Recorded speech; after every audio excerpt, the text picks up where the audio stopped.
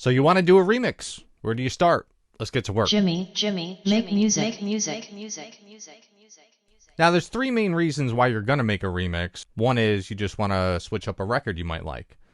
The second reason is to remake a classic, revisit old records and make them kind of fresh and new. The third and most popular reason is to jump on a trend. When a record first comes out and gets a lot of play and a lot of attention, most remixers or producers might want to jump on that to have their remix rise with that record. If you're going to do a remix for any other reason, you might be wasting your time. I'm not trying to be mean, but a remix has to have a purpose. Otherwise, it'll be tough to get the DJs to even play the record to even reach an audience. Records shouldn't be confusing or make people ask why.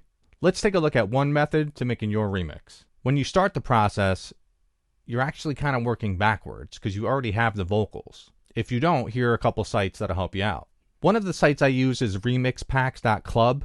What this site really does is scrape for remix contests throughout the internet on various different sites and put them all in one place. You're definitely not going to get every acapella that you want, but this is definitely one source worth checking out. Another simple way to get some acapellas is to belong to a record pool. Ones like digiwax.com will sometimes have acapellas. It's not as commonplace as it used to be, but it's worth checking out too. A third option is mp3wax.com. This site is also hit or miss, but there are other options. Just simply Google digital record pools will get you headed in the right direction. To become a member of some of these record pools, it's oftentimes free, but you have to hit a certain criteria as a DJ, producer, radio personality, or at least an academic in the music business, and you should have no problem signing up for them. Just for example, in this video, I'm going to be using Megan Thee Stallion and Dua Lipa's Sweetest Pie. Say we want to do a remix for that. One of the most important things you can do is find a clean acapella to the record you're doing. And I don't mean clean like as in clean, dirty, edited. I mean clean like not DIY'd.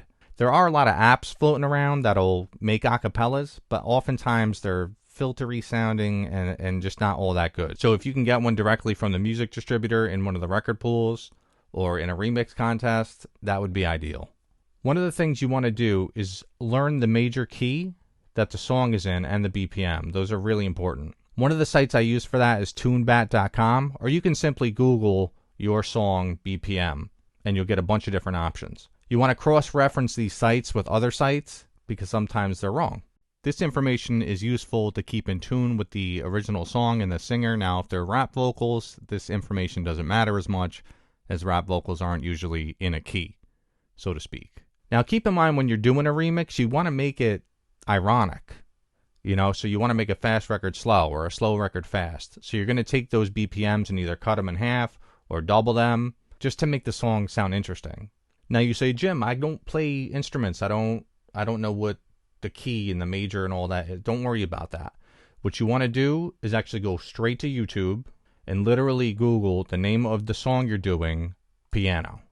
What you're going to get is some type of weird visual, usually with like a Midi keyboard playing it, but this is how you learn the chord progression of the song and what direction the song goes. Let's see what Sweetest Pie does.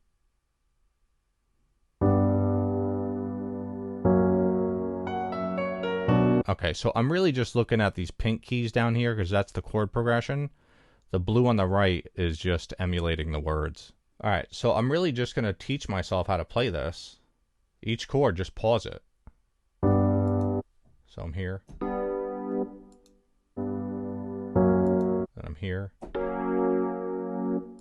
then I'm here,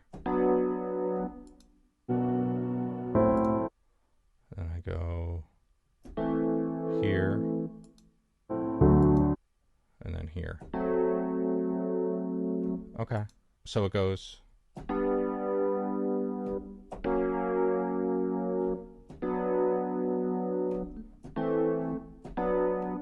And it's really that simple.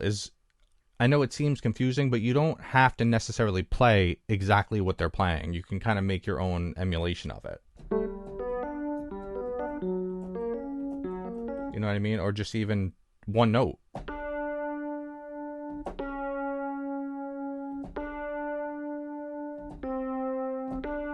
Just use that one note to get yourself started. The next thing you want to do is take your acapella and throw it into your DAW.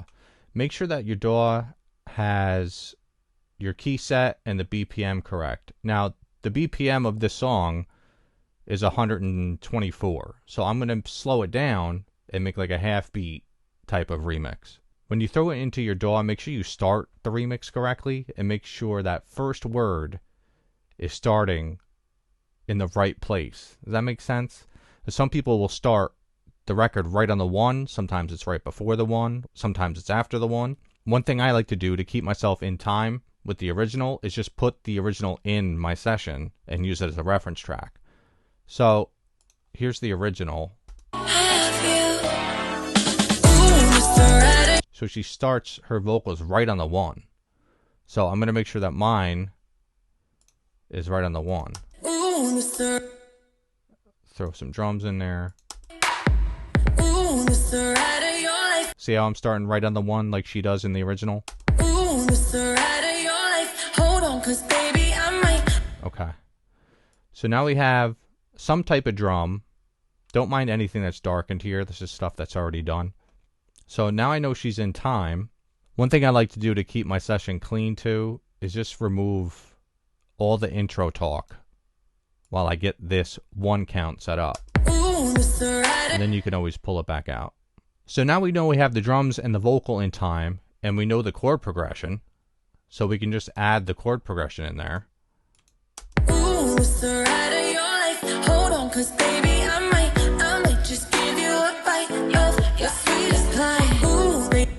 And that'll give you a real good start to the remix. Everything is there for you. Everything, the base for everything is there.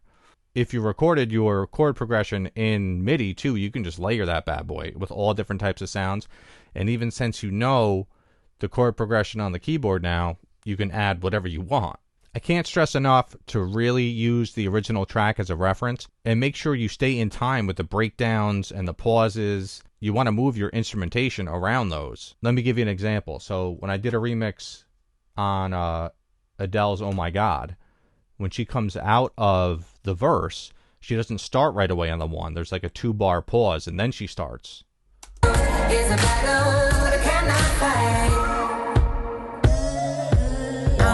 two. See that pause in there? So I want to make sure all my drums and instrumentation starts on the correct measure when she comes back in, because there's that boom, boom, boom, and then she starts. You get what I'm saying? So once you have all your instruments in there, you got your layers going good, everything's sounding nice and tight. Don't forget a bass. Don't forget to add a bass line. You can either follow the bass line of the original or make your own unique one. Just stay around that chord progression and you'll be okay.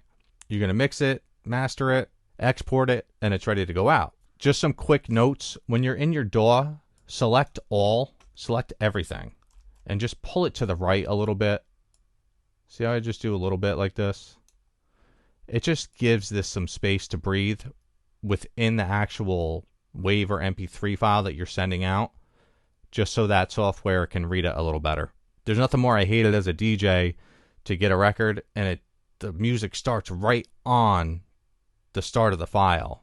It makes it really tough to work with, whether it's in DJ software or editing software, or if I want to remix, it makes it weird. So just give your song a little air in the beginning. Also, keep in mind, don't monetize your remix. In other words, don't make money without permission from the copyright holder, the publisher, or the label, which are usually all the same thing. God forbid your remix blows up and you monetized it, and now the artist never wants to work with you again. Distributors that work with Spotify, Apple Music, etc. won't let you post these anyway. It won't get past the screening process. Now you have full reign to put it on your website or another site that allows you to post remixes where the artist is getting paid. Like YouTube uses its YouTube Content ID system. So most remixes you post, that songwriter is going to get paid off the remix that you made.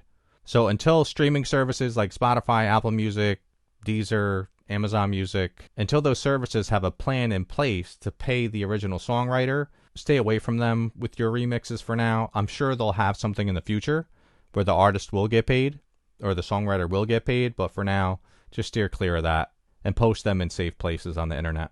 Now remember, remixes are for DJs to give an audience something new, fresh, and interesting. It adds flair to their mixes and shows off the skill set of the producer who made it. They are not to make money off of directly. Make your own music if you want to get paid. It's simple as that. All right, guys, that's one method of making a remix. I hope you enjoyed it. Until the next one. Peace. Jimmy, make music.